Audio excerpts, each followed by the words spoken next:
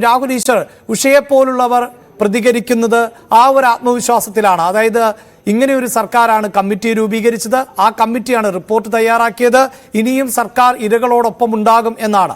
പക്ഷെ കോടതിയുടെ ഭാഗത്ത് നിന്ന് അങ്ങനെ ഒരു നിരീക്ഷണമല്ല നടത്തിയത്.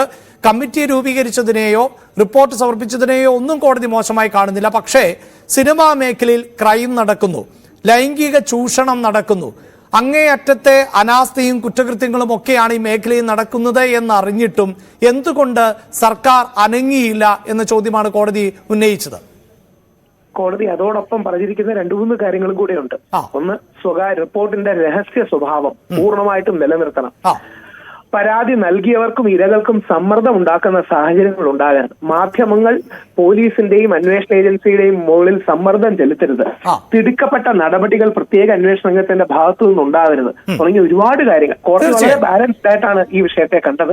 കോടതി എന്ത് പറഞ്ഞാലും നമ്മളത് കേൾക്കാൻ ബാധ്യസ്ഥമാണ്. കോടതിയുടെ ഭാഗത്തു നിന്ന്, കോടതി എന്ന് പറഞ്ഞാൽ നമ്മുടെ സമൂഹത്തിൽ ബാലൻസ് മെയിൻറ്റെയിൻ ചെയ്യുന്നത് കോടതിയാണ്. അതുകൊണ്ട് കോടതിയുടെ ഭാഗത്തു നിന്ന് തീർച്ചയായിട്ടും ഇതുണ്ട്. കോടതി ഇപ്പം പറഞ്ഞിരിക്കുന്ന ഏറ്റവും പ്രധാനപ്പെട്ട കാര്യം SITക്ക് ഹേമ കമ്മിറ്റി റിപ്പോർട്ട് പൂർണ്ണമായി പഠിച്ചിട്ട് എന്ത് ആക്ഷൻ എടുക്കാൻ കഴിയും എന്ന് കോടതി അറിയിക്കാനാണ്. അപ്പൊ ആ കോടതി പോലും അതിന്റെ സെൻസിറ്റിവിറ്റി മനസ്സിലാക്കും. ബഹുമാനപ്പെട്ട കോടതി പോലും ഏതെങ്കിലും രീതിയിൽ പെട്ടെന്ന് ദ്രുതഗതിയിൽ ഒരു ആക്ഷൻ എടുക്കണമെന്നല്ല പറഞ്ഞത്. എന്താണ് ഇത് പോസിബിലിറ്റി, പോക്സോ അടക്കമുള്ള കാര്യങ്ങളുണ്ടെന്ന് പറയപ്പെടും, ബലാത്സംഗം ഉണ്ടെന്ന് പറയപ്പെടും, അങ്ങനെയാണെങ്കിൽ കേസ് എടുക്കാൻ സ്കോപ്പ് ഉണ്ടോ തുടങ്ങിയ കാര്യങ്ങളാണ്. കോടതിയുടെ ഭാഗത്തു നിന്നുള്ള പരാമർശങ്ങളെ നമ്മൾ സ്വാഗതം ചെയ്തു, എല്ലാവരും സ്വാഗതം ചെയ്തു. എന്നാൽ അതോടൊപ്പം അവധാനതയോടെ പോകണമെന്നുള്ളതാണ് കോടതിയുടെ സ്വരം എന്ന് ചൂണ്ടിക്കാട്ടാനും കൂടെ ആഗ്രഹിക്കുന്നു. അവിടെ ശ്രീ രാഹുൽ ഈശ്വർ, അതിലെന്താണിപ്പോൾ ഈ രാജ്യത്ത് ഇത്തരം സംഭവങ്ങളൊന്നും പുതുമയുള്ളതല്ല. ഇത്തരം വിഷയങ്ങളിലെല്ലാം അത്തരം അവധാനത തന്നെയാണല്ലോ പുലർത്തപ്പെടേണ്ടത്. പക്ഷേ ഒരു ക്രൈം നടന്നു എന്നറിഞ്ഞാൽ അതിൽ നിശബ്ദത പാലിക്കുകയാണോ സാധാരണ നിലയിൽ സർക്കാർ സംവിധാനങ്ങൾ ചെയ്യേണ്ടത്? അവിടെയാണ് ഈ ക്രൈം നടന്നു എന്നുള്ളത് ഇപ്പോൾ ഒരു ആരോപണത്തിന്റെ സ്റ്റേജിൽ മാത്രമാണ്. നമുക്ക് നിവിൻ പോളിയുടെ കാര്യം അല്ല, എല്ലാ കേസുകളും ആരോപണത്തിലല്ലേ ശ്രീ രാഹുൽ ഈശ്വർ ആരംഭിക്കുന്നത്? ഒരു പരാതി പറയുന്ന നിമിഷം തന്നെ അന്വേഷണ ഏജൻസി കുറ്റക്കാർക്ക് ഇയാൾ കുറ്റക്കാരെന്ന് വിധിക്കുകയല്ലേ. ഇപ്പോൾ ഡൽഹിയിൽ നടന്നിട്ടുള്ള ഏറ്റവും നമുക്കറിയാമല്ലോ, ഈ അടുത്ത കാലത്ത് ഈ ലൈംഗിക പീഡനത്തിന്, ബലാത്സംഗത്തിന് തൂക്കിലേറ്റപ്പെട്ടത് ഡൽഹിയിലെ നിർഭയയുമായി ബന്ധപ്പെട്ടാണ്. ആ നിർഭയയുടെ പേരെന്ത് എന്ന് ഈ രാജ്യത്തെ ആർക്കെങ്കിലും അറിയാമോ? അവിടെ ഒരു സ്വകാര്യത കാത്തു സൂക്ഷിക്കുന്നില്ല. അപ്പോൾ ഇരയുടെ സ്വകാര്യത പരസ്യമാകുമെന്ന് പറഞ്ഞുകൊണ്ട് ഒന്നും ചെയ്യാതിരിക്കുകയല്ല ചെയ്തത്. അവിടെ ഒരു ഇരയുണ്ട്. ആ ഇര ആരാണ് എന്ന് നമുക്കാർക്കും അറിയില്ല. നമ്മുടെ നിയമ സംവിധാനങ്ങൾ ആ ഇരയ്ക്ക് നൽകുന്ന സംരക്ഷണം എന്നത് നമ്മുടെ നിയമപരമായ സംരക്ഷണമാണ്, ഭരണഘടനാപരമായ സംരക്ഷണമാണ്. അവിടെയൊന്നും മാധ്യമങ്ങൾ, താങ്കൾ സൂചിപ്പിച്ചു മാധ്യമങ്ങളെ കുറിച്ച് പറയുമ്പോൾ, ഒരു മാധ്യമവും ആ ഇരയുടെ പേര് കൊട്ടിഘോഷിച്ചിട്ടില്ല ശ്രീ രാഹുൽ ഈശ്വർ. കറക്റ്റാണ്, അതൊന്നും ഇല്ലെന്ന് ആരും പറയുന്നില്ല. ഇപ്പം നമ്മുടെ നിർഭയ നമ്മളെ വിട്ടകന്നു, ഈ ഭൂമിയിലില്ല എന്നതുകൊണ്ട് അവരുടെ പേര് പറയാനുള്ളൂ മാത്രം ഞാൻ പറയണേ. കാര്യം ഈ കുട്ടിയുടെ അച്ഛനെ അമ്മയെ ഞാൻ കണ്ടെടുത്തു സുപ്രീം കോടതിയിലൊക്കെ പോകുമ്പോൾ. അവരുടെ പോരാട്ടത്തിന് നമ്മളാൽ കഴിയുന്ന വിധം സപ്പോർട്ട് ഈ ജോഡിയുടെ പേരൻസിന് കൊടുത്തിരുന്നു. വലിയൊരു പോരാട്ടമാണ് ആ കുട്ടിനെ ഇല്ലെന്നല്ല. ഇവിടത്തെ കേസിൽ ഒറ്റ കാര്യമേ ഉള്ളൂ, വ്യാജ പരാതികളുടെ സാധ്യത നമ്മൾ തള്ളിക്കളയാൻ പറ്റുമോ? നമ്മൾ ഈ കഴിഞ്ഞ ആഴ്ചയിൽ തന്നെ നിവിൻ പോളി അടക്കമുള്ളവരുടെ ഡേറ്റ് മാറി താൻ ഉറക്കപ്പിച്ചിലാണ് ഡേറ്റ് പറഞ്ഞതെന്നൊക്കെയാണ്. നിങ്ങൾ ആലോചിക്കണം, നിങ്ങളുടെ അടക്കം നമ്മുടെ പ്രധാന മാധ്യമങ്ങളിൽ വന്നിരുന്നത് ഒരു പെൺകുട്ടി റേപ്പ് നടന്നു എന്ന് പറയുന്ന ഡേറ്റ് ഉറക്കച്ചോടോടുകൂടിയാണ് രാത്രി 9 മണിക്കത്തെ പ്രൈം ടൈമിലും 8 മണിക്കത്തെ പ്രൈം ടൈമിലും ഇരുന്നു എന്ന് പറഞ്ഞു. അതുകൊണ്ട് മാറിപ്പോയി എന്ന് പറഞ്ഞ സന്ദർഭങ്ങൾ വരെ ഉണ്ടായിട്ടുണ്ട്. ഈ കഴിഞ്ഞ വർഷത്തിനുള്ളിൽ ഒരു പ്രൊഡ്യൂസർക്കെതിരെ, ഒരു ഡയറക്ടർക്കെതിരെ ഇങ്ങനെ പല വ്യാജ പരാതികളും വന്നിട്ടുണ്ട്. അതുകൊണ്ട് ഈ മേഖലയിൽ നിൽക്കുന്നവരെല്ലാം ആവശ്യപ്പെടുന്ന ഒറ്റ കാര്യമേ ഉള്ളൂ, എല്ലാ ജെനുവിൻ പരാതിയുടെ ഒപ്പമാണ്, എല്ലാ ശരിയായ പരാതികളുടെ ഒപ്പമാണ്. പക്ഷെ വ്യാജ പരാതികൾ ഉപയോഗിച്ച് വ്യക്തിവിരോധം തീർക്കുന്നവർ യഥാർത്ഥത്തിൽ സ്ത്രീകളെ അപമാനിക്കുക കൂടെയാണ് ചെയ്യുന്നത്. അതായത് യഥാർത്ഥത്തിൽ സ്ത്രീകളുടെ വേദന പറഞ്ഞ് അവർ മുമ്പോട്ട് വരുമ്പോൾ ആ പറച്ചിലിന്റെ ക്രെഡിബിലിറ്റി കളയുന്നത് ഈ വ്യാജ പരാതികളാണ്. ആ വ്യാജ പരാതി വന്നതുകൊണ്ടാണ് പല പരാതികളെ ആൾക്കാർ സംശയത്തോടെ കാണുന്നത്. അപ്പൊ ഞങ്ങൾ എല്ലാം ആവശ്യപ്പെടുന്നു. താങ്കൾ ദയവായി ഒരു കാര്യം മനസ്സിലാക്കുക. അതായത് വ്യാജ പരാതികളാണോ അല്ലയോ എന്ന് തിരിച്ചറിയാൻ ഒരു സംവിധാനം ഉണ്ടാകണമല്ലോ. ആ സംവിധാനത്തിലേക്ക് കടക്കുക എന്നതായിരുന്നല്ലോ. അതായത് ഹേമ കമ്മിറ്റി എന്നത് ഒരു വ്യാജമായ കമ്മിറ്റിയല്ല എന്നത് നമുക്കറിയാം. കോടിക്കണക്കിന് രൂപ ചെലവഴിച്ച് ആണല്ലോ ഈ കമ്മിറ്റി രൂപീകരിക്കുകയും പ്രവർത്തിക്കുകയും ചെയ്തത്.